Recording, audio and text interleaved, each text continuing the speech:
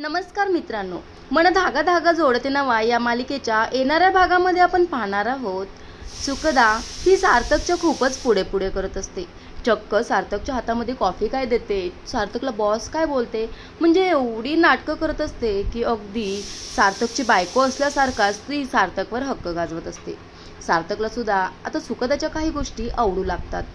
तोच घरामध्ये खूप मोठा प्रकार चालू असतो, तो म्हणजे वृंदा ही आदर्शला बोलत असते की आनंदी ही खूप चांगली मुलगी, सुधापेक्षा ही चांगली मुलगी होती।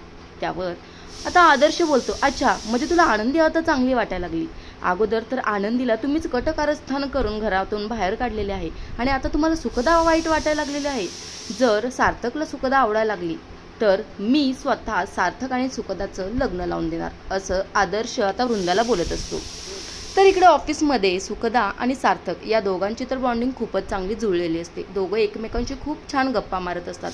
अगदी तू इन्स्पेक्टर झाल्यानंतर कसा रुबाबदार असशील, कसा गुंडांसोबत पंगा करशील, कशी मस्ती करशील, या सर्व गोष्टी सुखदा आता सार्थकसोबत शेअर करत असते।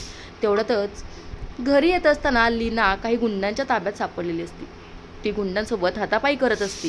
लीना एकटी असल्यामुळे तिला आता गुंड काय ऐकतच नसतात। तेवढ्यातच एक गुंड जोरात काठी लीनाच्यावर वार करतो। तेवढ्यातच ती काठी वरचीवर सार्थक धरतो आणि लीनाला त्या गुंडाच्या तावडीतून वाचवतो।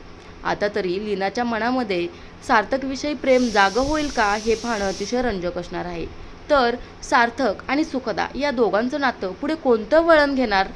आनंदीला खरंच सार्थक आता कायमचं विसरून सुखदासोबत त्याचा संसार थाटणार का, हे पाहणं रंजक ठरणार आहे। तुम्हाला काय वाटतं मित्रांनो, कमेंट्समध्ये नक्कीच नोंदवा आणि असेच मालिकेंचे अपडेट्स रोज पाहण्यासाठी चॅनलला सबस्क्राईब करा। धन्यवाद।